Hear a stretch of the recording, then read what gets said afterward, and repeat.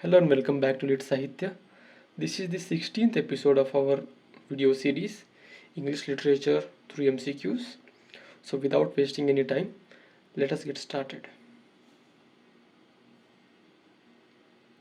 Question number 1. Which of these writers is not a recipient of the Sahitya Academy Award for English Literature? A. Amitav Ghosh, B. Arundhati Roy, C. Kiran Desai, or D. Shashi Tharoor?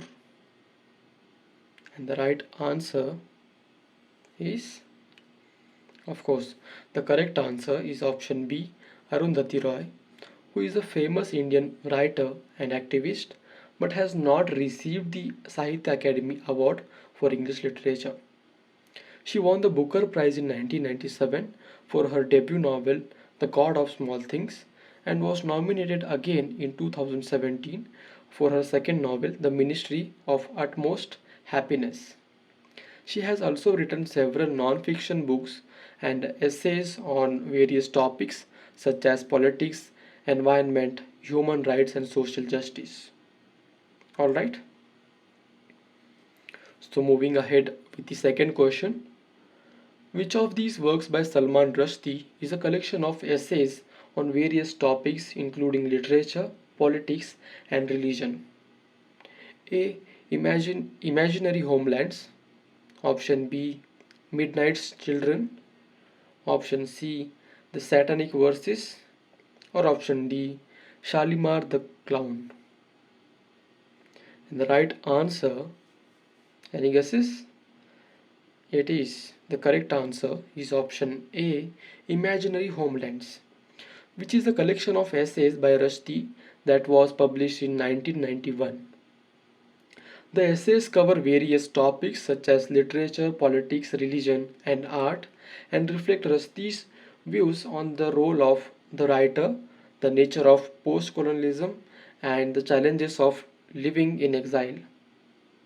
The title of the book refers to the concept of imaginary homelands that Rushdie uses to describe the way migrants and diasporic communities construct their sense of belonging and identity.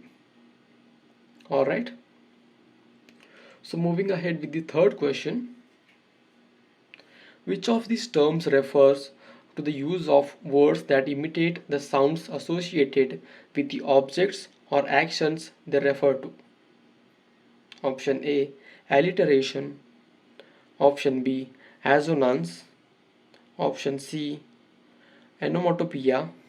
Option C, onomatopoeia. Or option D, rhyme. Answer. The right answer is the option which is most difficult to pronounce, onomatopoeia. Alright, so what does it mean? The third question is about the term onomatopoeia, which refers to the use of words that imitate the sounds associated with the objects or actions they refer to. For example, words like buzz, hiss, splash, or crash are onomatopoeic, or whatever that word is pronounced as, words that mimic the sounds of bees, snakes, water, and collisions. Onomatopoeia is a common literary device that can create vivid imagery, enhance mood or tone, and convey the sense of hearing. Alright, so moving ahead with the fourth question. Which of these literary movements emerged in the late 19th and the early 20th century and was characterized by the rejection of realism and an emphasis on the subjective, irrational, and imaginative aspects of human experience? Option A, modernism. Option B, naturalism. Option C, romanticism. Or option D, symbolism. Any guesses? Yes, the correct answer is option D, symbolism. So, symbolism was a movement that originated in France in the 1880s and spread to the European countries. Symbolism was influenced by Romanticism, decadence, and aestheticism, and sought to express the inner visions and emotions of the poet through the use of symbols, metaphors, and suggestive language. Symbolism rejected the rational, objective, and materialistic view of the modern world and favored the mystical, spiritual, and artistic aspects of life.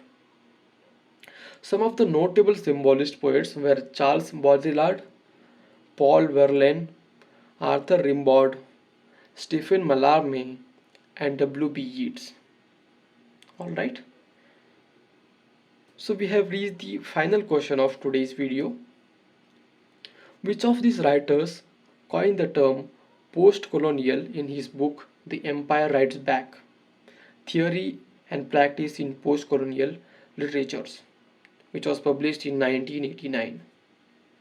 Is it option A, Edward Said, option B, Franz Fanon, option C, Gayatri Spivak, or option D, Bill Ashcroft? And the right answer, any guesses? It is option D, Bill Ashcroft. Yes, the correct answer is option D, Bill Ashcroft, who is an Australian professor and critic of post-colonial literature and theory.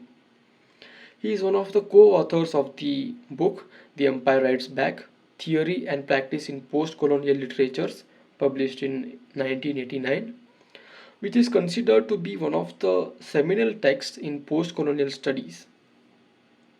The book introduces the term post-colonialism and argues that the literature of formerly colonized countries can be seen as a unified body of writing that challenges the dominant modes of representation and expression of the colonial powers.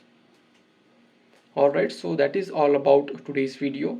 Thank you so much for watching, and if you like this video, please subscribe and like to this video, and thank you very much.